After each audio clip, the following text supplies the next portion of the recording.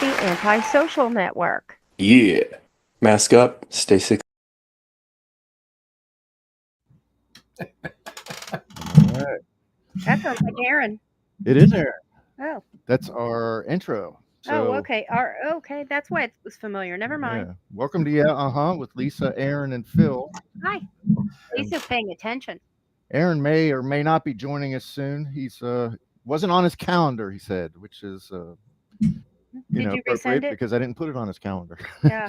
But this is our first episode on the Antisocial Network, and we thought it was appropriate to have the head honcho of that network on. That's Rob Wilds. Where?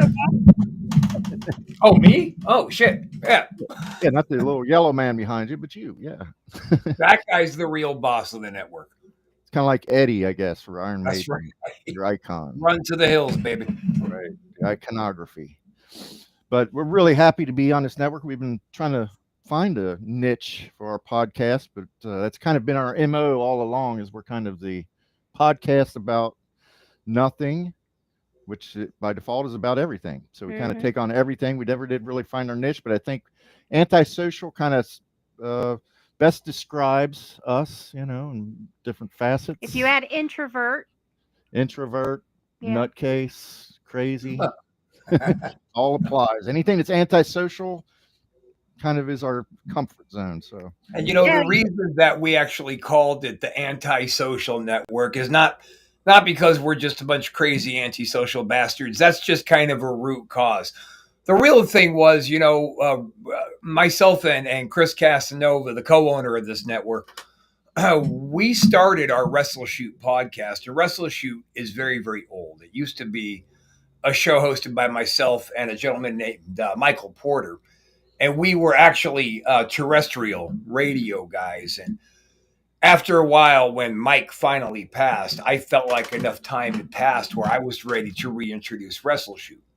So we were taking Wrestle Shoot. We were shopping around to other networks to just have a hosting location. But they kept saying, social media won't let you guys say A, B, and C. And social media won't let you blah, blah.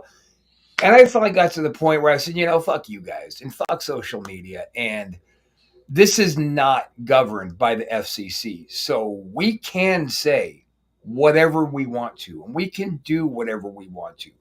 And too many creators are being stifled by people using social media as an excuse to try to limit what people say based on their own moral guidelines. But that's not how you run a successful business. You don't say everybody's got to do it exactly my way, unless you're a giant Taco Bell or a Walmart or some shit like that. But when you're in an independent business, especially when you're trying to create unique, riveting content, you have got to be open to how everybody looks at things.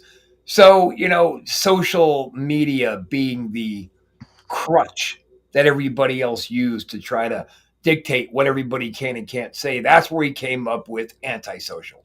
We are not going to go along with what. That's why we don't really broadcast on Facebook anymore, because Facebook, right there, buddy, right there, Facebook.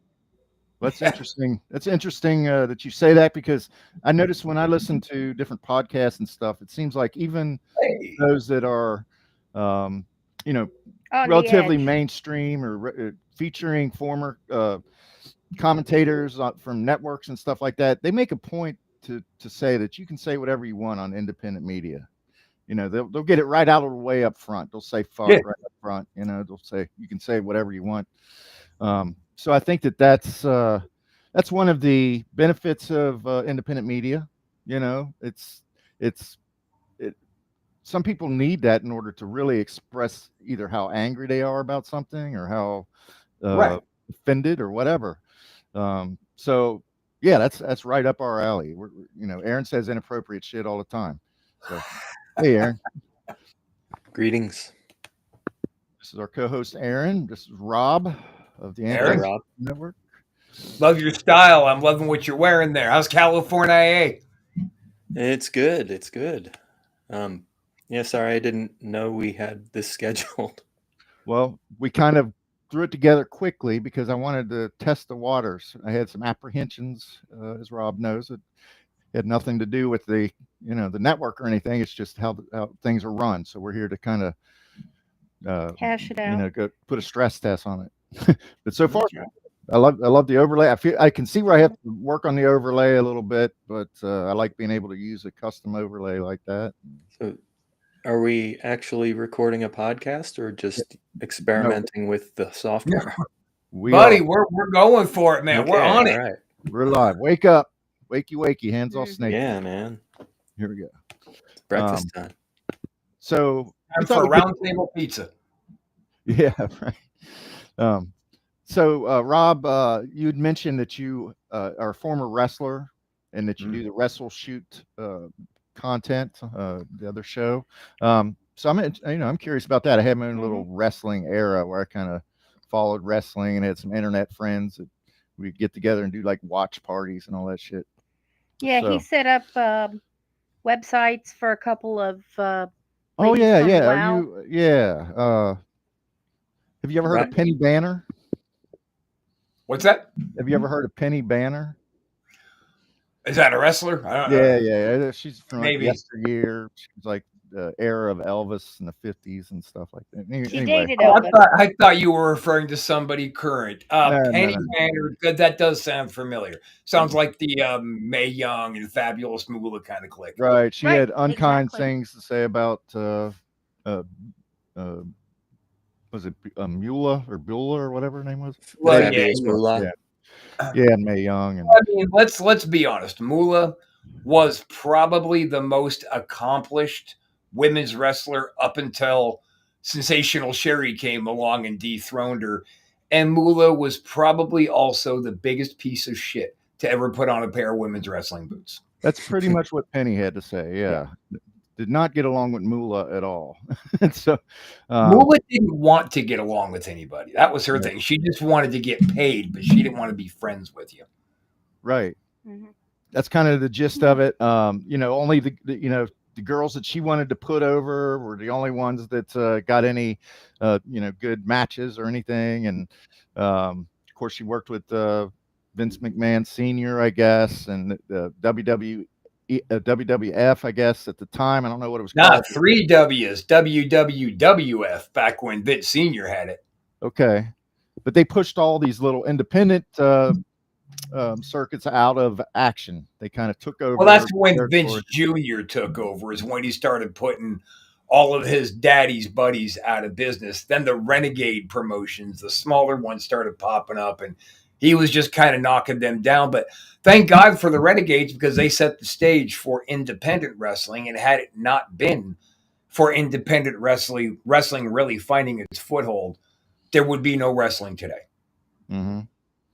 Well, Penny very much resented the fact that she was losing work, and Moolah was right at the top of that Yeah. drive. Resentment. So. But that's interesting. Yeah, I could hang in there with some wrestling discussion. I'm not that up on it today. I'm not really into what's going on today too much, but Yeah. When I was into wrestling, it was pre-internet. mhm. What was the one Gordon Soley did out of Georgia? Georgia Championship. Georgia Championship Wrestling I watched, and then I'll be right back. kind of the beginning of WWF, back the Roddy Piper, Jimmy Superfly Snuka days. Right. Well, I used to have a great time wrestling with Snuka. Man, he was really a Oh, good, you wrestled he was- Snuka? Oh, yeah. And he was such a great hand. I mean, Yeah. if you get lost or you get blown up or you get whatever in a match, Jimmy always had the presence of mind to know exactly where you're supposed to be and bring you back. Now, with Jimmy, I only had an issue with him one match because I did a match earlier in the night and I got hit a little bit too hard with a chair. So I was real foggy when me and Jimmy hit the ring for the main event. He carried me the whole night, made it look great. Awesome. Wow. Yeah. Mhm. Well, that was my favorite era, really, when the wrestlers were larger than life. Campy. I love all of the, when it became more the Attitude Era and that type of stuff. That's kind of when I lost interest a little bit, and that's, of course, that's what everybody loves now. Well, that's that's a great thing. man. What's that? That's a great thing that you just brought up, because the Attitude Era is when everything started becoming scripted. And that was also right around the time when they started firing off the wrestling writers and bringing on like TV and movie writers. And that's a problem because back in the day when like Dusty Rhodes was writing the show, he'd say, all right, baby, Ric Flair. Okay, Greg the Hammer Valentine, baby. What I want you to do is hit these bullet points and then just go out there and talk. And that's what they did. So Ric Flair knew he had 3 things that he had to say because Dusty told him. Greg knew he had 2 things to say because Dusty told him. And Dusty also said, I want you to fill up 5 minutes. So Flair would go out there, woo, and limousine riding, baby. Jack, boo, babu, the greatest thing going today. By the way, Starrcade. Oh, by the way, Ricky Steamboat. But then you get these guys who are like, here's a sheet of paper. I want you to say everything on this. Now, the problem is when you tell The Rock and Stone Cold and Kurt Angle and John Cena, here's your script. Now different people are saying words that are clearly coming from one person's mind. One person is telling everybody what to say, and you could tell. That's when the art of the promo started going to shit. Yeah. Yeah. Well, so I was watching, and then all of a sudden, this little guy walked into the center of the ring. I'd never seen him before. He looked like a game show host or something. It was Eric Bischoff.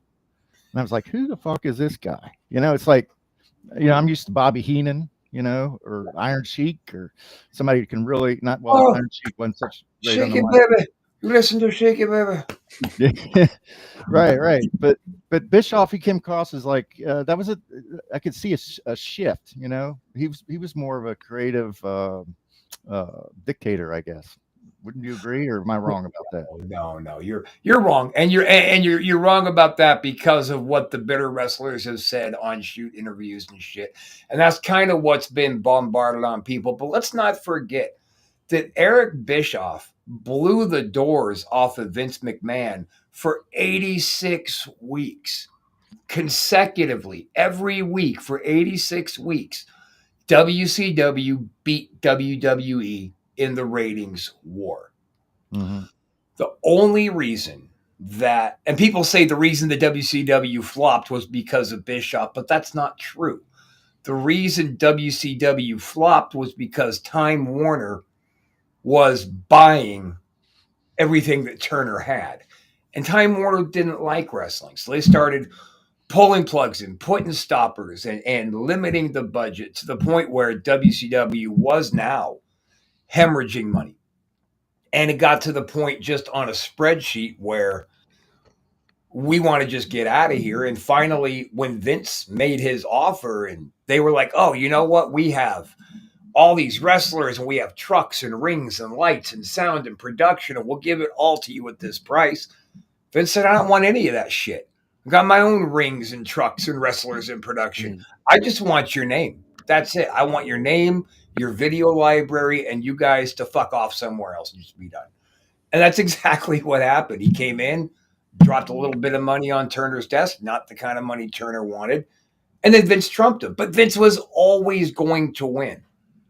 Just Eric Bischoff might have been a great creative mind and a good enough promoter. But for Christ's sakes, man, Eric Bischoff would drop the ball on little things like they would have mistakes made on the marquee out in front of these arenas where it would say free tickets.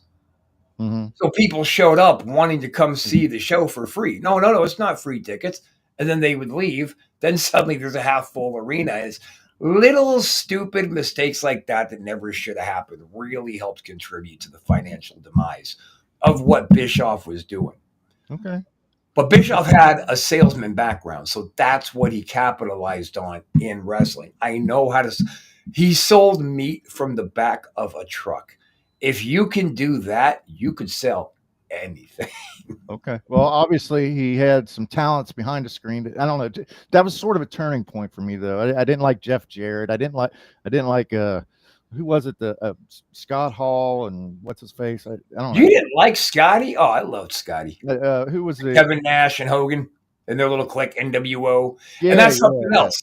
Like Bischoff had the foresight to create with Scott and Kevin this NWO idea, which if they didn't just keep adding everybody in and making new factions, it would have totally worked. Because something a lot of people don't know is Hogan originally was not going to be the third guy in NWO. It was going to be Sting.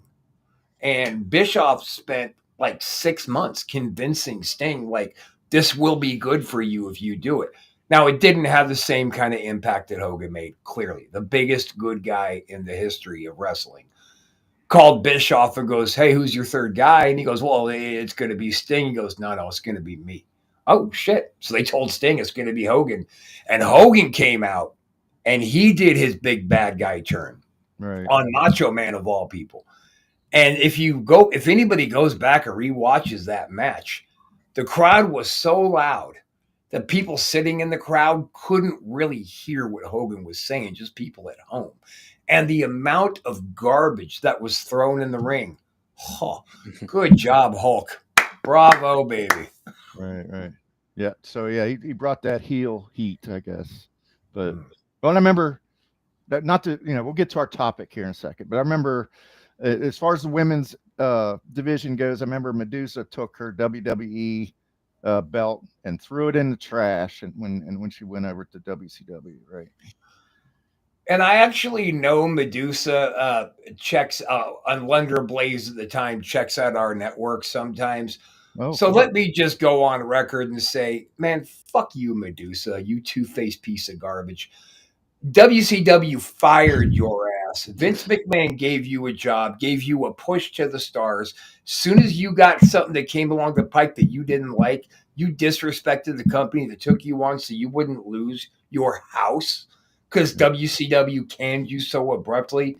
And you threw their belt in the garbage, and you probably thought you were making some kind of mad heat, making some kind of an answer to when Ric Flair took the WCW belt over there to WWF.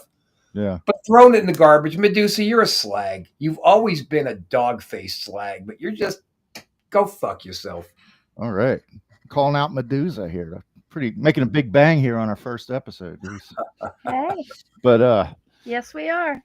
Yeah. So okay. So that's entertaining. I enjoy talking, especially the old school. I don't know what's going on today too much, but I do like what is it? Documentary series Beyond the Mat, or the Dark Side of the Ring. Those are good. So never watched a single episode. Casanova, my Wrestle Shoot co-host, he watches them all. He's always trying to get me to watch them, but I'm not into it. I'm not into, like, everybody who is a rock star has had their demons and their battles. And they've also set a particular place in people's memories and in their hearts. Ric Flair. Ric Flair, we all know just from the media exposure he's had in the last 5 years that he struggles with his demons, with his drinking and his narcotic use. We know that. But to publicize that and to profit off that by trying to break down the years of damage and abuse that this person has put on their body and he's missed raising his kids to raise yours, to bastardize them on Dark Side of the Ring for a boatload of money, fuck that. Right. I know. Yeah, that episode, the one episode about the plane ride from hell or something like that. Well, that was bad. That they should have made. That should have been publicized because they tried hard to bury that. There was a lot of drugs and ego that led to that stupid shit. And then Ric Flair and his alcoholism and his 18-inch fucking dick flopping it around to anybody he can show it to. That whole thing needed to be publicized. Yeah. But to talk about Junkyard Dog and the demons that he's fought, it's not right. Yeah. He woke up Lisa there. Yeah, Lisa. The thought of 18 inches. No, thank you. No, that was a joke. I'm just saying that Flair's got a third leg. That's all. Styling and profiling. Yeah. That's right. Okay, yeah. All right. I've seen that ruler thing on whatchamacallit. There's a lady who pulls out a ruler and says, this is absolutely ridiculous. Oh, is that your favorite YouTube? It's a TikTok or reel or whatever you want to call it. Well, let me take control here because this is a perfect segue, right? I can't hear you because I heard the two producers of Dark Side of the Ring on Talk Is Jericho. They've gone in there a couple of times talking about their documentary series. And so what I wanted our first episode to be primarily about was top 3 podcasts that maybe we all could share our top 3 podcasts plus some honorable mentions. I know there are tons of podcasts that, it's flooded. the world is flooded with podcasts. Literally everybody has a podcast. Every comedian does podcasts in between their sets on the weekends and stuff. And every fired CNN reporter has a podcast. It's like everybody. So it's difficult to kind of zone in on three. I thought it was difficult for me to come up with three. So I thought maybe if you guys could put your thinking caps on and isolate three podcasts that you would recommend, like a desert island podcast. Like if you were stranded on an island and you only had access to, the human voice, which three podcasts would you want to be subscribed to? So I'll go first so you guys can think about it a little bit. So when I listed something like 25 podcasts, but the one that I kind of wanted to be the model for our show was Marin, and it's one of the oldest ones out there. It's something, I don't know, he's up in the 2000s of released episodes, and I don't listen to it as often as I used to, but I love this format because on his podcast he'll come in and he'll talk about whether it's world events or what's going on with his comedy tour or things that are pissing him off or something personal. He'll do a preamble of 10 minutes that will kind of pull you in and engage you with what is going on in his life. And I like that. I feel like that creates engagement. People will want to come back regardless of who the guest is, maybe just to find out what's going on with him. So I like that format. And then on top of that, he does seem to pull in a lot of really good guests, mostly celebrities, comedians. But as I've noticed that his lists of guests are not, I wouldn't call them A-listers all the time. They're his friends. Yeah. Well, not necessarily. No, he doesn't know most of them. Yeah. I just heard one of Marin's shows with Louis C.K., and I've always kind of held those two guys kind of up on that same echelon of, their sub rates and how many views they get per episode, the content, their character. And I've always thought that him and Louis were very similar in what they put out. So them together on a show, it was fantastic. Mm-hmm. And of course, he's had they feed each other. One of the really old episodes when he had CK on a lot, or was it more recent? I couldn't say. I just saw it on YouTube, so I played it. Well, and the other thing I like about Marin is that he's a straight shooter. A lot of times in his preamble, he'll tell you right off the bat that we just did not click. I did not click with this person. He did not get what I was saying. He talked about having Marilyn Manson. Brian, I don't know what his last name is, but he said that he could smell alcohol on his breath. He felt like that was disrespectful to come on his show, drunk, and he may have even mentioned it during the show. There was another time he had, I think it was Bardem, the actor Bardem. Javier Bardem. Mm-hmm. Just talked about how he was stiff and giving one-word answers, and just he felt like they didn't vibe. So he kind of critiques his own. Did you ever listen to the Gallagher one where Gallagher walked out? Yeah, I did hear that one. Yeah. Was that on Marin or was that Opie and Anthony? That was Marin. Yeah. I remember he left on O&A too. Yeah, it sounds Gallagher like apparently is kind of a red ass, I guess. But Opie and Anthony, Ron Howard, and somebody. Who's that? Who is Opie and Anthony? Is it like Ron Howard? And No, Opie and Anthony was two comedians that had a radio show and probably now podcast. Oh, okay. The comedian. I just wondered. So okay, if he walked out on Ron Howard, No, it was a sounds like he's kind of an asshole. he was. He's dead now, but Well, then we know where he might have gone.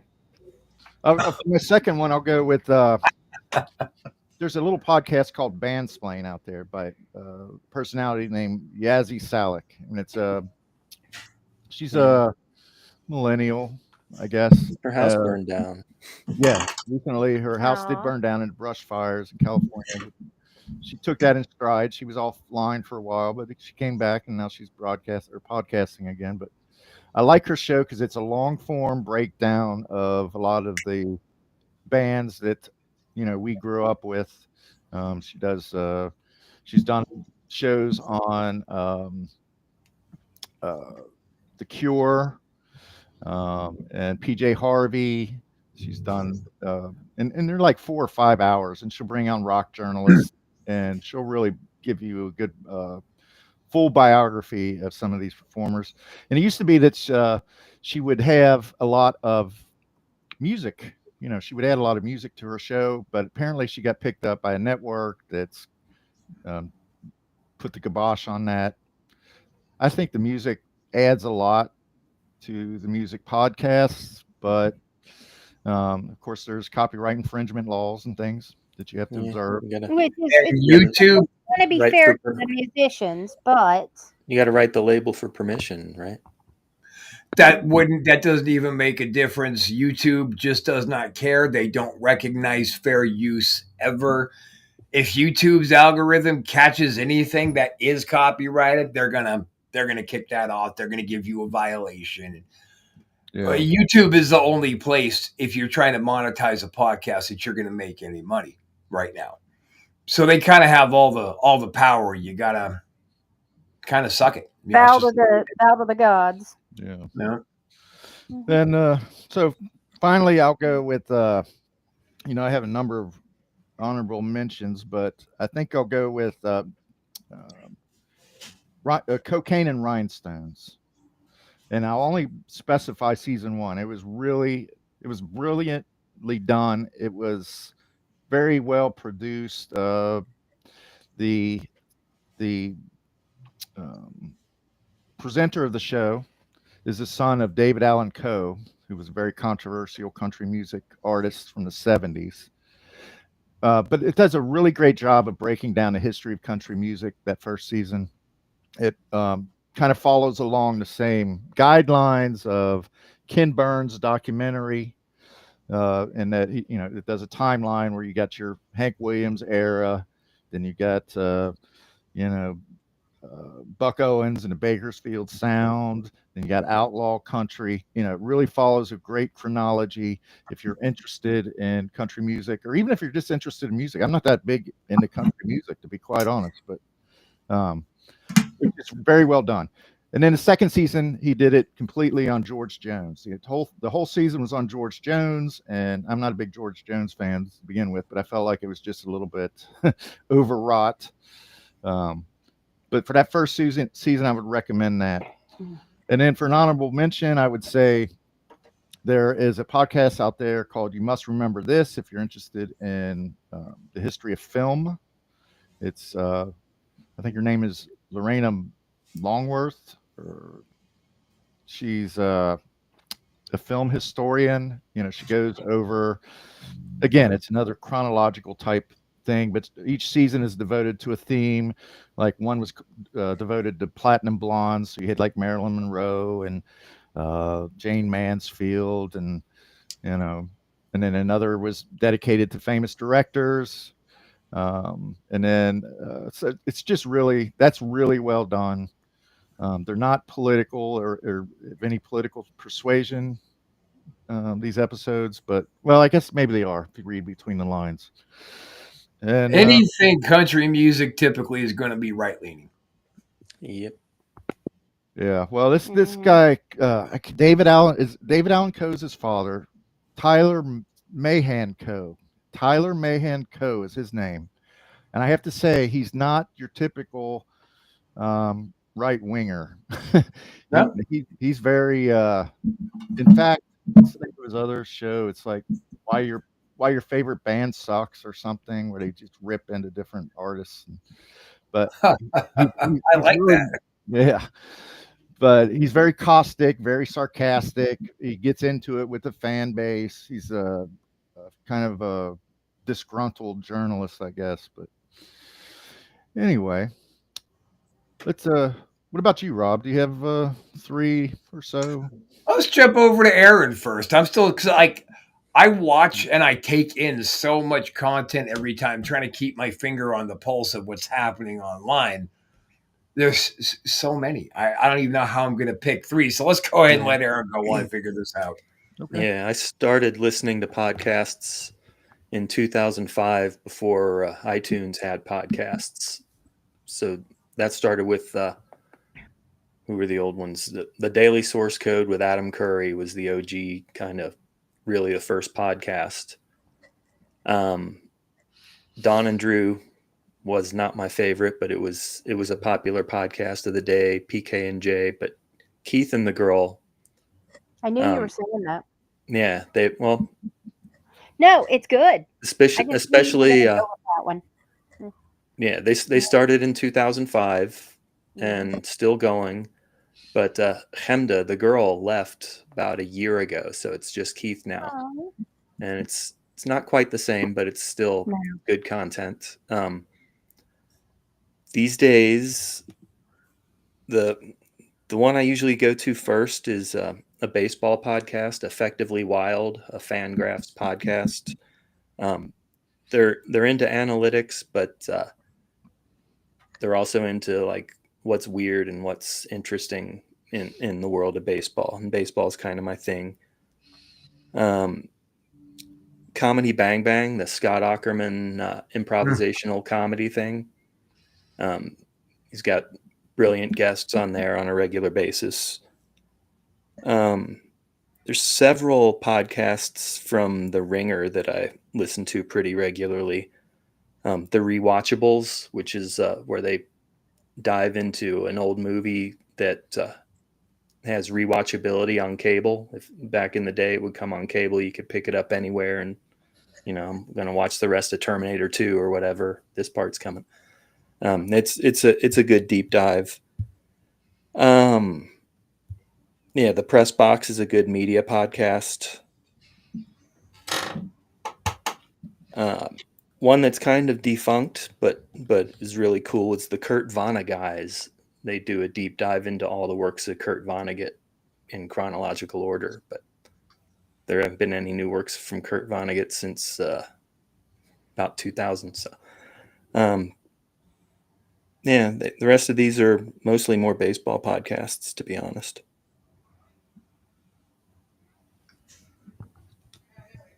That's it. Does Lisa listen to any other podcasts? Well, I mean, I guess I'm gonna call out. I'm definitely gonna call out the Asylum with Joker and Harley for the main reason that they have me on a lot. So Yeah. and that's not just about me. I enjoy their shows. I enjoy talking to them. We have a rapport.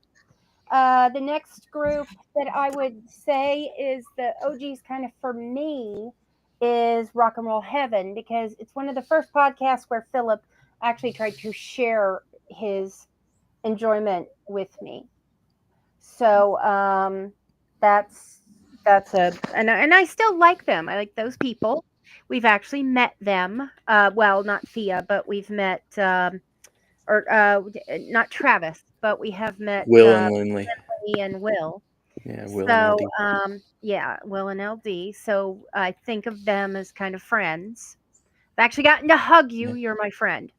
Yeah. Will was in my hiking group for Yep. better part of a year, so I saw him once a week pretty much. Now, I have not checked into it for quite some time.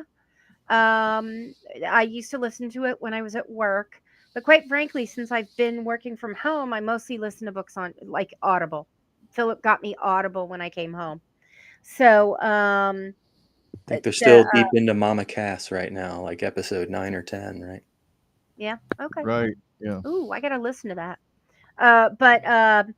And plus, when I first came home, because of the way our VPN is set up from work, I had a lot of trouble listening to pretty much anything, which is one of the reasons why we got Audible, even though, you kind of have to pay for it.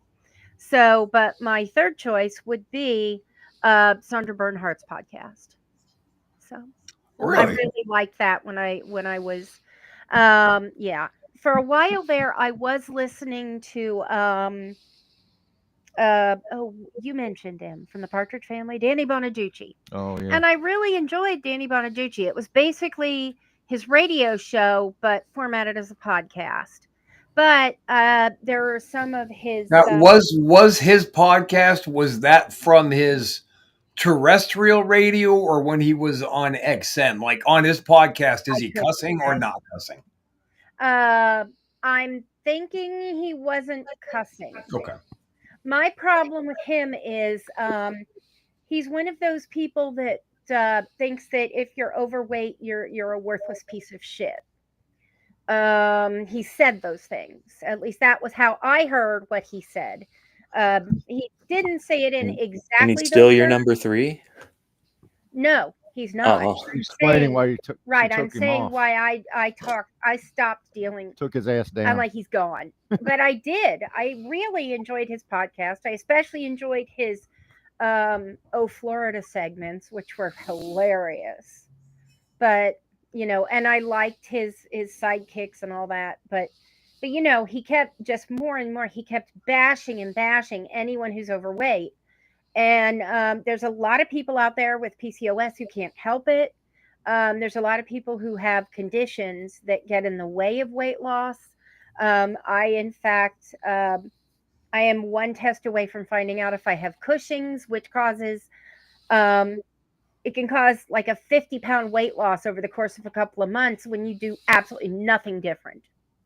So, things like that. Apparently, according to him, across the board, I'm just a piece of shit. So, yeah, it's really strange for me to hear that because yeah, that's very counterintuitive to one's recovery.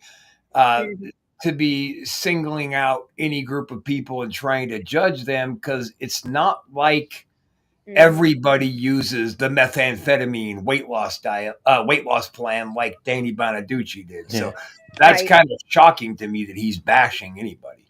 Right.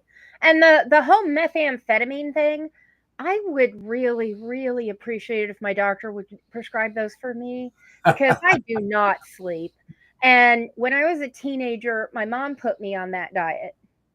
And it was the best freaking sleep for 2 solid weeks. Your mother put you on methamphetamine? Your mother put you on crank? Oh, no, I'm sorry. I'm mixing that up. I mixed that up with... That's kind of what I thought I heard, too. Whatever, yeah. Home remedy. Okay. That's what it is. That's okay, it was the upper. Smoke this ice, honey. You'll sleep right through the night. Okay, I was mistaken. No, she put me on the, the uppers from the 80s. Adderall. Putting everybody, no. No, the it was the weight loss pills. Dexatrim. Yeah, something like that. Yeah, she put Can't me remember on. the chemical it was name. just flat out uppers. If you go to the street corner and say you want uppers, that's what they give you. I can't remember the name of it, but they put me on that. I was on it for 2 weeks. I lost 0 weight, but I slept so good. Oh, and that was, they had already diagnosed me with ADD, and my mom asked my doctor about it, and he said, well, she has ADD. Yeah. Phenylpropanolamine. Yes. That's it. Phenol, whatever it was. But I was on that for 2 weeks. At one point she put me on just a little, she put me on the cottage cheese diet. Well, there are some people, myself and my primary care physician both, who one bite of cottage cheese and it's, So my mother basically gave me bulimia for 3 weeks before, because it was cottage cheese with every single meal and I was puking every single time. Now, 3 weeks on this diet, I lost 0 weight. Okay. But my aunt, who's an RN, finally told my mom, Teeny, bulimia is not a valid weight loss choice, even if it's unintentional. You have to stop this. All right. This has been our Lisa's Corner this has segment. Has been our Lisa's Corner. Mom tortured me with weight loss, but I still love my mother. But she did torture me. I was put on my first diet at 6 months of age. All right, Lisa. Thanks for the walk down memory lane there. Yep. Okay. All right, Rob. What do you have some podcast? I kind of felt like a tumble down memory lane. Like you skinned both knees on that one. 6 months. Right. All right. So when you first told me what you wanted the topic today to be, you were very specific in your 3 favorite podcasts that are not ASN, but one of our ASN is going to get an honorable mention. Okay. There you go. Okay. There's a guy named Conrad Thompson. This is going back to wrestling, and he does several podcasts. My favorite one that he does involving wrestling, though, is Something to Wrestle, and that's with Bruce Pritchard. And Bruce was Brother Love in the WWF, if anybody remembers him. Okay. And he was Remember that also name? he was also a very predominant backstage producer, road agent. He was involved in the creative team. He booked the cards. So he was employed with the WWF for a very long time over a couple of different stints.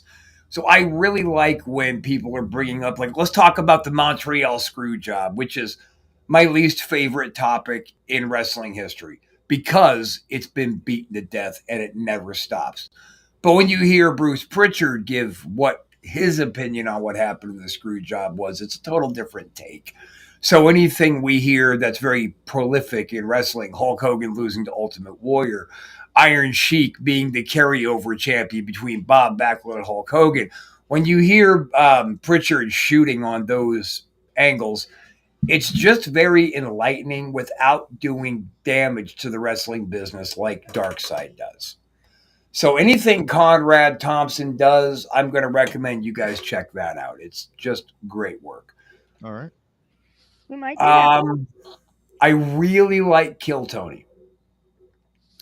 The Kill Tony podcast was revolutionary. It changed the dynamics of podcasting, how it relates to stand-up comedy in particular. Do you guys know Kill Tony? No. I've I not don't. heard it. So what it is, and it started off in like the belly room of, help me out here, Aaron, Pauly Shore's club out there in Comedy LA. Store. Comedy Store. So it started off in the belly at the Comedy Store when like 10 people would watch it. And now the Kill Tony podcast is selling out arenas. And the concept, the simplicity of it is great. It's very much like open mic night where nobodies will show up. They'll put their name on a sheet and he'll drop it in a bucket. Throughout the show, he pulls a name out. They get called on stage. They get 1 minute to throw out some kind of content. They interview the one who is just telling the jokes, and then they move on to the next. Very volatile formula for a show because you figure that could flash to violence easy. Is that And back Red Band's then- show? What's that? Is that Red Band's show? Red Band, yeah. The guy that used to be on Rogan in the old days. Yeah, Tony Hinchcliffe and Brian Redband. Yeah. So they do their little thing, and it went from back then where they were having their buddies come on, who were still relatively famous. Like, yeah, Mark Maron is a great example of somebody who would come on Kill Tony. He would help in the interview. And now they have just absolute mega celebrities show up onto the show. They're selling out arenas. And they still stay true to the principle of what the show was, of do your bit. If you suck, we're going to shred you. If we're great, we're going to laugh. We're going to ask you so many questions and you're going to move on. And I love it. So I would really recommend Kill Tony because sometimes when people go up there and tank, it cringes you, right? It hurts your heart for them. Right. But other times they tank so bad, you just can't help but laugh at how terrible they are. And I love it. And I know what it's like to tank performing. I've tanked in the ring. I get it. So I feel their pain very directly. But still, I've watched some of my matches where I've tanked and I've laughed like a drunken schoolgirl. I can't believe I did that. Yeah. Right. And for number 3, shit. That's really going to be a toss-up because politically speaking, I am an independent. I have never gone left or right. I've never been dictated by anybody telling me who to vote for, period. Like, you're red, so you're going to vote for Trump. You're blue, you're going to vote for Biden or Harris, rather. Mm-mm. I don't fucking dig that. But since the Trump regime has come into play, I find myself independent but leaning really fucking left. So those left leaning and the right leaning, they have their own huge numbers too, but the left leaning shows I'm finding myself enjoying because they're taking a lot of backlash to tell us what the truth, or at least what their interpretation of the truth is. Mm-hmm. So you got Adam Mockler, you got the Midas Touch, you got so many of them, and I'm going to kind of lump all those guys together into one thing because you watch the Right Side podcasts, and they're just lying. They're just blatantly, completely lying, and just because you say it with conviction doesn't make it the fucking truth. Like, show me some evidence of how what you're saying is actual and factual, but they can't. Well, Donnie Dump said it's true, so it must be true. No, fuck you, because we picked apart that 1,200-page big, beautiful bill that was just passed, and there are so many terrifying things underlined in it that nobody was able to find because it was only released to the public an hour before it went to a midnight vote. Right. Middle of the night, just like so. It's just another shitbag move on the goddamn Trump tard side. And so I'm leaning very much towards the left political podcast where they're going to take the risk of being canceled to tell the truth. All right. Yep. I can honestly say that we're with you on that. We've got our own left-leaning political podcast. Right. It's called Political Cadence. Political But Cadence. Aaron, I told you, that it's not even a partisan thing anymore, and you kind of push back on that. But what I meant was that, Rob says that he's maybe more centrist normally, but people are being pushed to the left by the actions of the right. I mean, because the retarded shit. But that's the definition of partisan. Okay. Pretty much. But I'll tell you this, because partisanship is such it's a bucket that's got a hole in it. So water does leak. Right. And if Liz Cheney were to throw her name into the hat for the presidency, I would have voted for Cheney against Biden. I just really like her. And she is very, very Republican. She shares the Republican values. She just doesn't share MAGA values. And I can respect that. And she ended up just quitting politics altogether and walking away from it. And I respect the hell out of that too. But if it wasn't for that, if she would have actually thrown her name in the hat, I would have voted red this time. Yeah. Mm-hmm. Let me ask you this question. We, on our most recent episode, we kind of threw out there, who do you think realistically you could vote for against Trump and or Vance in 2028? And who do you think realistically could win? Well, Trump can't win again, so it would probably be Vance, but he's trying to change that, though. Of course he's trying. He tried to change it last time, too. The Constitutional Convention. Yeah. And he's got tread. So that, I'm not saying it's going to work, but it's worrisome. No, he doesn't. He just thinks that he does. And he says that he does. So his people say that he does. But the bottom fucking line is, there's a little clause in this bill that says, essentially, Trump gets to put on the crown and dub himself king. More or less. But this country will absolutely never, ever bend a knee to a fucking king. And any of you right-leaning fucking Trump tards out there who want to call us libtards and we don't know what we're talking about. No, sir. We do know what we're talking about. We actually understand what the United States Constitution says. And no matter what kind of a tyrant or a dictator you are, we will rise up and we will end you. Look at the French Revolution and use that as a roadmap, Trumpers, onto what happened against King Louis. Look at that. Right. Well, June 15th, we'll have an opportunity while the MAG is sitting there watching the military tear up the streets of Washington. And, is that the 15th or the 14th that they're doing it? Throw a big birthday party for Mr. Orange Man. It's 14th, isn't it? Or is it not on the real birthday? It's actually No King's Day. So if you've got if you've been sitting around waiting for an opportunity to go out and show your disapproval, No King's Day, June 14th. actually. We will Saturday the be- we 14th. will be out We'll there. be out there. We will be there, rain or shine. Flag Uh, Day. we'll It's have Phil's a- birthday. It is I'll my be Trump's holding birthday. a It's my protest dad's birthday. sign. Right. I will be holding a protest sign while he pushes me.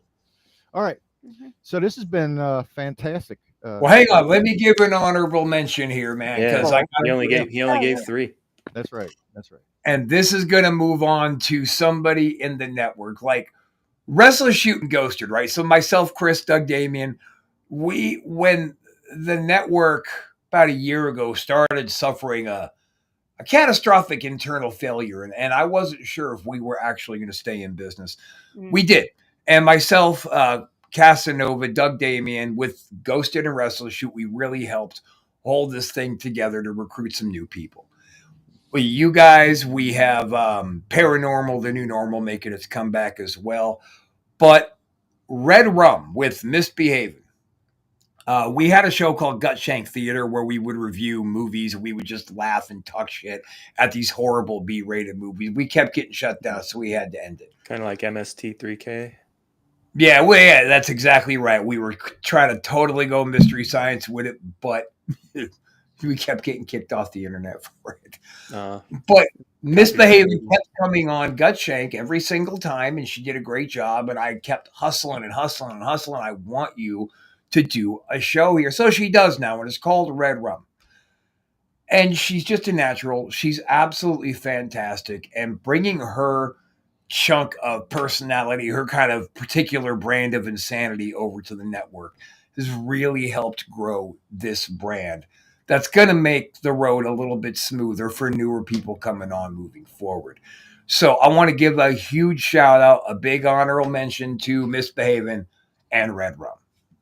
Fantastic. We'll have to check that out. I think I saw where you Yeah. were promoting it at one point, and but the next progression is to go ahead and check out the show. Yeah. Misbehaving. Yeah, I've got a She wrestling follows us podcast. every Tuesday on Wrestle Shoot. So the I mentioned the press box from the Ringer. One of its co-hosts he's the art director for the Ringer, and he's also the host of the Masked Man podcast. Brian Shoemaker. I don't know if you listened to that. Yeah, one I have. Or not, or you know who he is. Okay, is it good? Okay. See, a lot of most of the content out there is okay. The ones that suck, Yeah. they burn out. The ones that have longevity are okay. But typically speaking, when they look at their own analytics, they're seeing that people are kind of turning them off after about 10 minutes. But 10 minutes is all you need to start earning monetization. Yeah, on the press box at the end of the episodes, he does. He plays a little kind of quiz. He's the contestant, and it's guess the overworked pun of the week, and they'll give him like the part of a headline, and he has to, or actually no, he'll give him what the story is, and he has to try to guess what the pun headline was, and there's a Twitter one too. It's the overworked Twitter joke of the week and something. Okay. But he's really fast and clever with coming up with those puns. All right. So Rob, thanks, Aaron. We have our own little gimmicks on our show, and we'd like to conclude our shows with what we call the Elite 8 mini bracket. Are you up to doing that? Probably take about 5 minutes. Fire away, baby. It's your house. I'm just here hanging out. All right. So I selected what I considered to be mainstream that we all should at least know about, if not, tune into with any regularity. Podcasts. And we're going to square them off and find out which of these podcasts are the best of the winner of the Elite 8. Disclaimer, this is personal opinion. We're not saying that, one is better than the other. It's just I like this a little better. I'm curious to see Phil's. I kind of plucked it out of this podcast. I made it up while we were talking, and we came up with our lists here. So, plus I garnished it with a couple mainstream, very popular podcasts. So, okay, our first matchup is Marin versus Bill Burr. Oh, shit. Bill Burr all day. Aaron? The Monday morning the Tuesday afternoon, Friday afternoon, just after Monday morning podcast where I'm just checking in on you. I love it. I love Bill Burr, everything about him. We saw him live a couple Yeah. years ago. Mhm. Yeah, it was pretty good show. Brilliant live, yeah. Aaron? I feel like his humor was funnier for Philip than me. Just saying. Well, he's taking on But, the right You now know, too. like I mean, I he wasn't. said, it's all about an Yeah, opinion. he is. But I am going to say Bill Burr as well because he's a little more energy. And Marin doesn't, not that he puts me to sleep, but he doesn't wake me up. Well, it's an interview. It's a right. different Well, thing. Burr's like he's the voice. If you're pissed off about stuff, he's your voice. That's it. Burr is. He comes at you with that pissed off. Where's he from? Boston. Boston. Yeah, he comes Boston. at you with a pissed off Boston attitude, and he's typically saying things that you've already thought, so it makes you laugh because Yeah, this guy's crazy enough to say it on the air. he's kind of filling the void of Lewis Black. He's kind of getting a little bit older now. But Yeah. Another guy in that vein is Eddie Pepitone, the Bitter Buddha. okay. That awesome. Yeah. Well, Aaron, who do you pick out of Burr and Marin? I haven't listened to Monday Morning Quarterback in a long time, actually. So, and I'm gonna have to go Marin. I do check in for his interviews, but I'll look who the guest is before I listen. Generally, Okay, please. I already said Bill Burr Okay, because it wakes me up. it's 2-1. And I need something that keeps me awake when I'm working. I love the way Bill Burr's taking on Elon Musk right now, and kind of he's chasing him back down into the rabbit hole. So I'm going to go with Burr, just on timing alone. He's being very. all right, 3-1. It moves on. Yeah. Let me host on the next one. Okay. Effectively Wild versus Kill Tony. I wanted to host on this because I've actually not heard either of these. So Okay. I'm gonna bow to the. You can abstain, especially since we got 4 Oh, okay. and no ties. Go ahead, Aaron. Well, for me, it's going to be Effectively Wild, but I'm a baseball dork. Okay. Rob.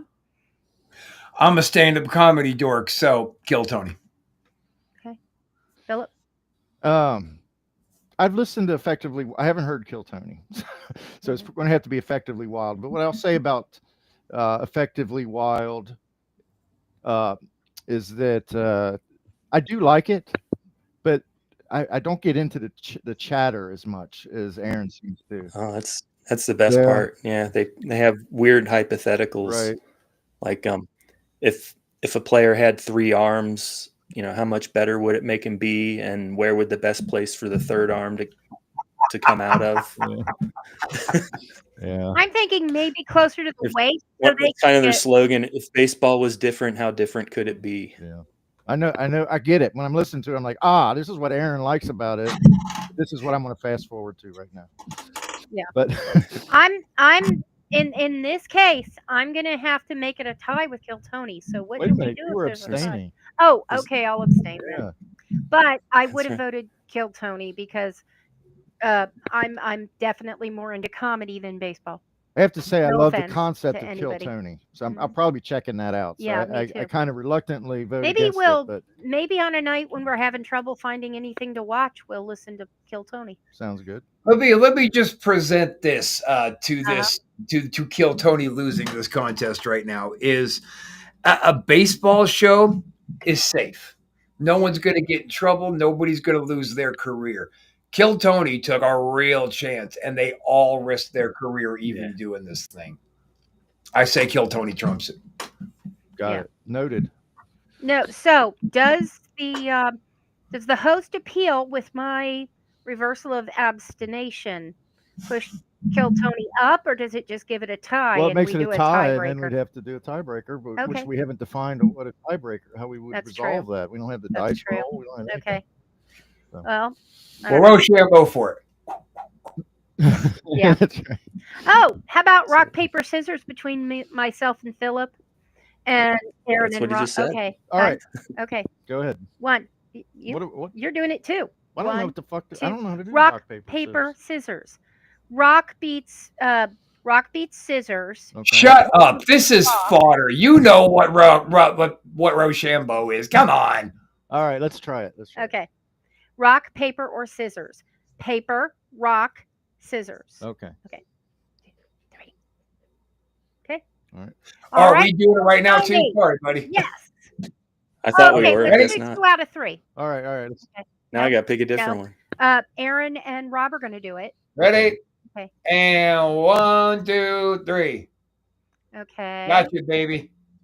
He papered my rock. Okay. All right, so it's kill. So, You paid Kill for my rock. Tony. Had Aaron won, Aaron and I would have done a rock off or a raw off, whatever you call it. You're a great example All to right. us all. You fought for Wait, did Kill Tony just win? Yep. Yes. Yeah. Yeah. Yes. Meg. I banged my head against my web camera. I'm so excited. Okay, Rob, our big celebration is Those guys are paper, 'cause pushovers. Paper won it. Paper won it. Paper. All right. Papered his rock. This one right here, I don't think there's going to be a Yeah. lot of ambiguity Mhm. about it. Rogan versus Midas Touch. Aaron, Midas touch. Rob.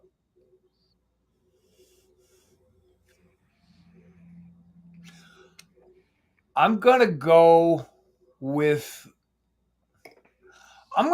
Midas, but I'm gonna barely edge out Rogan to Midas because Rogan is getting. First of all, let's not forget that Rogan's the fucking granddaddy of podcasting. He really helped turn it into what it is right now. Rogan used to be very right leaning, and over these past couple of months since Trump really took the reins, he has been pulling that right side shit back a lot, really starting to kick back.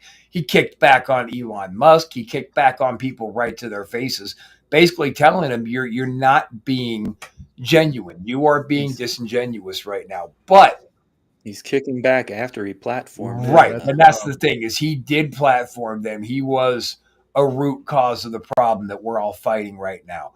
So I'm going to edge it out to Midas. But man, Rogan, he can't be downplayed for his accomplishments. He's funny. I saw him at a comedy showcase when I first moved to LA in '92 before he got News Radio, Oh yeah, and I still laugh about this bit that he does with a stool about tigers having Yeah. sex, and the female turns around and says, "Does that smell me?" All right, Lise, what do you got? Midas. All right, well, it's going to be Yeah, Midas. I was then. never really a Rogan listener. I feel like Rogan turned me on to a lot of other Yeah. interesting podcasts. Duncan Trussell, Okay. Eddie Bravo was always an interesting guest. yeah, Eddie Bravo. And, yeah. and who's the Cuban guy? Mancia Shit. or Minor Mancia. No, Is he's that one of the Church of his podcast. He's got his own. Oh, podcast. Joey Diaz. Joey Diaz. Ah, thank you. cocksucker. Ha. Aaron, is that your cat or Rob? Do you have a cat?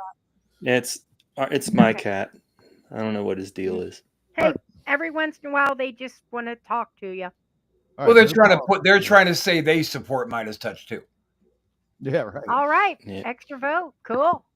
We did- It was a sweep, but that's beside the point. Yeah, I that can't- was. you know, I was a Yeah. religious Rogan listener for about a year, but I just can't forgive the platforming, like as Aaron indicated. So The Aaron, because I kind of almost attribute Trump winning to him. You know, well, and then Harris refused to go on. in a yeah. lot of ways. No, seriously. Well, the fact that Harris wouldn't go on podcasts, but I attribute a lot of the votes that Trump gained to Rogan weaponizing college age men. Yeah. So, Right. and Right. I don't think that's an unrealistic thing. There was a block of voters who had historically not voted, and Rogan got them to look up, wake up, and vote. So I do attribute that he got people to vote. He just got them to vote wrong. All right, so here we go. Final In my matchup: opinion. Mike Rowe versus Talk is Jericho. Rob. I fucking love Mike Rowe. I'm gonna have to go with Mike Rowe. I love Chris too. I do. I love Chris, but I think that Chris's humor is very one directional. It's firing at one target group when Micro is just some kind of a comedic genius. He's just fantastic.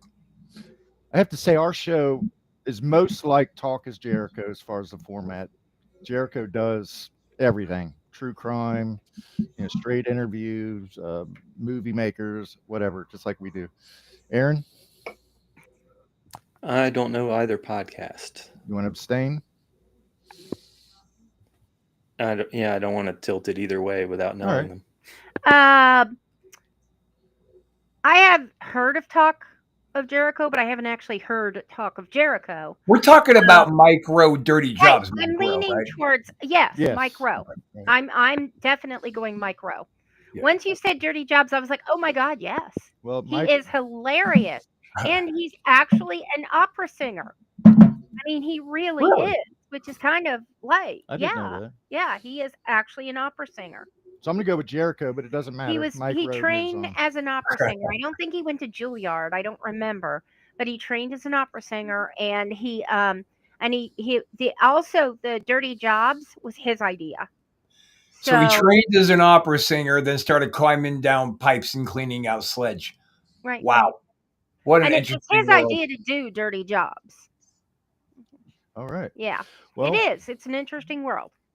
I think I would definitely listen to his podcast. So I might have to tune in to, if I can figure out how to find podcasts while I'm working, because the VPN that I'm on, I work for a major medical hospital, it's like the biggest hospital in our region, and which the is VPN why we have to is like record in that really. stream. Yeah. That's why we have a separate computer for podcasting. Well, thanks. So, I want to ask you about monetization. I don't know if you have hold time. on. Let's finish the Okay. bracket. And then Sorry. we'll say- Okay, I'm sorry. Good right. point. But thanks I for get that excited. was an outstanding fun fact. Thank you. The opera thing. I Yeah. had no idea about Mike Rowe. That's cool as hell. Yeah, that was psoriasis, not me Yeah. going, yeah, that's right. All right, here we go. Final four. Bill Burr versus Kill Tony. That should be tough for you, Rob. So I'll let you lead off.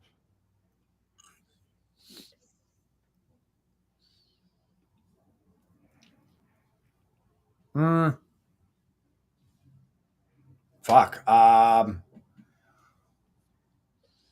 Come back to me. All right, Aaron. Bill Burr for Okay. me. Let's kill Tony. All right. I think Bill Burr has energy, but I don't necessarily find everything he says funny, even if I do agree with him a lot politically. I hate to say it, but I think that I'm going to have to go with Kill Tony over Burr too. So, So, okay, hon? so that leaves it to me. I can either tie it up or I can give it to Kill Tony. And again, the reason I'm going for Tony over Burr is that Burr never really took any career risks with his podcast. Right. Okay, I'm gonna. The dilemma I have is I love the concept of Kill Tony, and I'm probably gonna listen to it this afternoon. But I've never heard it, and I really like Bill Burr. I'm gonna have to go with Bill Burr, I guess. Which means that ties it up. Yeah. So we have to rock, paper, Is scissors. it Rochambeau? Are we going to shoot again? Yeah. Rock, Yep. paper, scissors. Okay, ready? So rock beats scissors, right? Yes. Damn it. Okay. Ready? Okay. Aaron, Who's You're you're me. going? going against Rob. Ready? Wait, let's start over. Ready? Yeah, I'll somebody give us a count. countdown. 3, 2, 1. 1, 2, 3, shoot. Oh, all right. Ready? I did scissors every time. Yeah, you're just like, I did scissors. 3, 2, 1. 1, 2, 3, shoot. okay. Paper Yeah. covers rock. Paper covered my rock Okay. again. So now Philip and Rob have to go against each other. We do. Yes. Because Bill Burr won and Kill Tony won. Yeah. So Okay. now Bill Burr and Kill Tony have to fight. All right. All right. Count us down. 3, I like this. 2, 1. Bam, bam, bam, boom. Okay, Philip did scissors. Where's and Phil's Bill hand? Burr. Oh, okay. It hits. Our camera's limited. Here, well, let's do it one more time. Okay. Ready? Yeah. 1, 2, 3, boom. Double scissors. So what's, I don't know what he's you gotta got. do it I again. know. 1, 2, Do it like 3, at your go. right shoulder. Hon, put your hand where the camera can see it. All right. Shit. So- All right. It's a tie again. One more The time. third time's the charm. If we don't get a decision on this, we're going to call it a tie. All right. Yeah. Ready? Yeah. 1, 2, 3, shoot. Oh, shit. Yay! I Kill papered Tony! your Paper rock, covered baby. Paper. So kill Paper Tony Tony. wins Hinchcliffe. again. Tony Hedgecliffe, Brian Redband, send antisocial money. That's right. So it's survived 2 filibusters. Kill Tony has. Uh-huh. It has. All right. Yeah. So that's remarkable. It's made it That to the means it's championship karmically round. meant to win. Yeah, even though Okay. most of us have not seen it, it's Mhm. made it to the final round. That's pretty amazing. Talk about an underdog. All right, so now we got Midas Touch versus Mike Rowe. Hmm. Aaron. Didn't we do that already? No, Oh, this is Midas Touch. No, Yeah. we did Rogan Yeah. versus Midas Touch. Okay. Okay. Okay. This is hard for me because Midas Touch, I feel like, is politically relevant and is necessary. But Mike Rowe, I just love him. But I think based on the fact that, with our new political podcast and everything, I think I'm going to go Midas Touch. And I hate to pull politics over comedy, but These are We also Change haven't times. heard his podcast, right? no, but I've heard enough of him to know that I will love it. For me, it really falls back to the exact same principle of Kill Tony, is that with how the Trump regime is punishing people for speaking out against him, they are taking their well-being over at Midas Touch. They're themselves and their family, and they're risking it to try to keep us informed. I'm going to go with Midas. Yeah, and I am going to say that when we go to the June 14th protest, we will be risking our personal freedom to an extent because they threaten Yeah. anyone who speaks out. And we're going to Yeah. speak out big time on a poster. Okay. Man, get some footage of that shit. We'll show it here on the network. Oh, we always do. we will. We give you footage of, there's 2 other protests we've been to here locally. We missed one because I had, pneumonia. So, maybe I shouldn't have been out in the rain in that one. All right, here we go. Rocky Wait, 26. Midas versus Kill Tony versus Midas Touch. Mm. Oh, man. Kill Tony's the Rocky. Midas Touch is the Apollo Creed, I guess. who goes Aaron, first? Midas. Lise? Ugh. Can you go? Yeah, I'm gonna have to go Midas because it's dangerous times. Okay, for the politics, and since I haven't actually heard Kill Tony, I will go Midas as well. Kill Tony.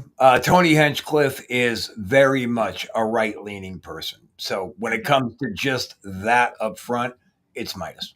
All right, so Midas. So is we the- went left for the win. Midas is not only the And most I'm a listened lefty, to podcast in the world right now. It's also the winner of our bracket, our first bracket on the There you go. Antisocial Network. That was fantastic. We probably run a little bit longer than Rob anticipated, but we really appreciate your time. hmm It's been really cool getting to know you, Yeah. learning about the wrestling.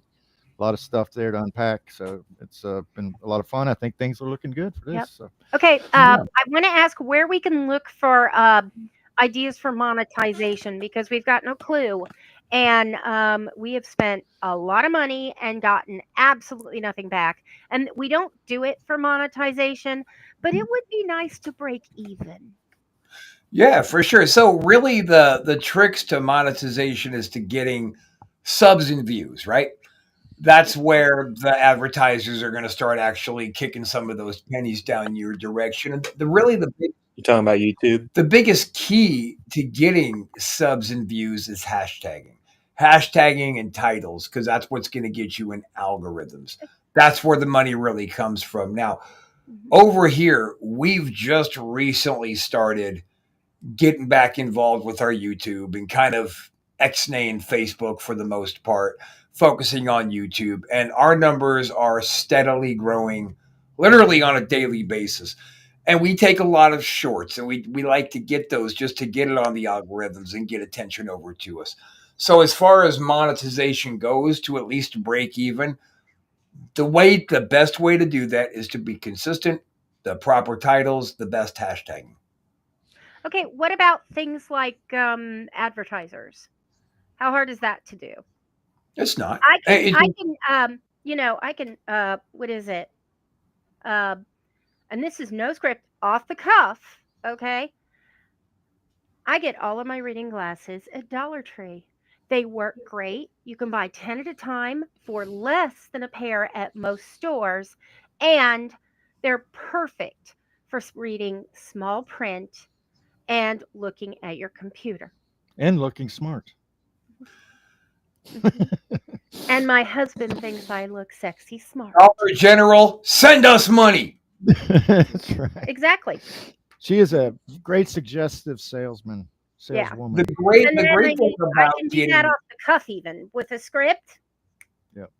And the great thing about getting advertisers, even if they're just like your local mom and pop store, where they might not see where when you're getting started, they might get is the juice worth the squeeze as far as a dollar amount goes. Right. But what they also understand is regardless, this is going to be a 100% write-off for us, and people see a lot of value in that. So when you're hitting live reads, that's really the ticket to go on. And what you want to do is just be able to show them, look, there is a steady increase in our viewership and our numbers and our reels. What's a bottom number that, it's like, there, yeah, no. I mean, mom and pop isn't great for us, locally speaking, because we don't have much of a local following. Not Right. yet. I mean, we have a card, we pass it out all the time. We need to get new cards. We will be ordering new cards next Thursday Yeah, here in The card has a website that doesn't exist anymore, Exactly. and we need We to need new upgrade cards, it yeah. big time. And I think we need to put like some of our social connections on the back, Yeah. at No, least you're 3 right. of The them. card needs to be redone. And then we need to redo the card. And we also need to discuss, maybe on the next political cadence, we'll take a moment to discuss whether we want to add Will to the card and list both sites Oh, or maybe. not. Well, Yeah. okay, I've done the hashtags. I think a good use of AI is to generate hashtags because it might Right, pull in right. popular hashtags, right? Mhm, So I've messed around with that. mhm. We've purchased a URL before, or a domain before, but the minute I bought the domain, I started getting cold calls out the ass, and then I had to purchase protection for that to prevent Right, all the right. cold calls. But anyway, I let that expire. It didn't really, I built a website, and it turned out it was free for 2 years, and then they wanted to charge me like $20 a month, and I was like, fuck that, I'm not doing that. So People in our position don't need a .com.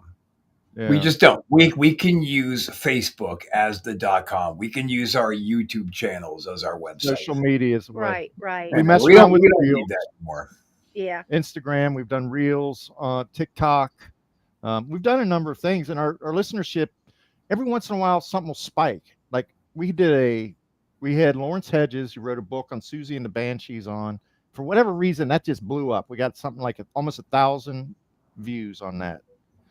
And then other times it's very scant. Yeah. But At other times, I believe that one of the things that we do is we mention our listener. And what that is that's a tribute to our most devoted listener, Philip's sister, who will listen to each podcast 2 or 3 times to, she says, catch nuances, but hey, we're not mad about it. Yeah. And we have had podcasts where we had like 8 listeners, and that was and most of them didn't even include like us, because I've been there. I don't necessarily listen to the podcast after it's on the air. I never listen to my own content. Yeah, I used to. But let me ask, where generally are you from, Rob? Right now, I'm in Tampa, Florida, but I was born and raised in Sacramento, California. Okay. Home of the A's. I just, I was curious. Yeah. I know that your voice does not direct, Your voice directs you to you being from the wrestling world. Yeah. I find your Well, that's cadence and something your in voice wrestling I very took very seriously. Is you really want to get down your non-regional dialect. yeah, and have a personality effect. Well, I like Florida's- your pushy, your not pushy, bombasticness. Okay. your presence. love the You got a presence, bombasticness. dude. You Yeah. got a presence. Mhm. All right. Yeah. So you probably want some of your time back on your Okay. holiday weekend here. but- Thank you very much for assisting us and giving us advice. Yeah. What are your socials? Any handles? always Me, Yeah. you can find me at Rob Wilds everywhere, WILDS. But really, stay with us here on the Antisocial Network. You can find us on YouTube at ASN for Life, and give us, if you like what you're seeing, give us a thumbs up. If you don't like what you're seeing, give us a thumbs down and let us know. But be warned, if you give us a thumbs down, that automatically gets redirected over to Doug Damien, and you don't want that. So give us the thumbs up, even if you don't like it. That sounds like a good reason. definitely a thumbs up for you, your help, and we look forward to enjoying your network. Hell yeah. Our network. All Sorry, right. our network. Shout out to Cliff Bars and Coffee, the breakfast of champions. So if I log in, You know it, baby. I'm gonna. Hmm. Is there any editing that I can do to this once it's done, or? I got it. I'll go ahead and work it. Let's go ahead and go off the air, and then I will kind of walk you through what I'm doing. Okay. Okay. All right, Rob. All right. Thanks. I am going to need to step away Sounds good. while you're doing that stuff. Yep. Okay. All right. So, Okay. Thank you. Good to meet you, Rob. See ya. We'll see you next time. See you guys. Nice to meet See you. you, Aaron.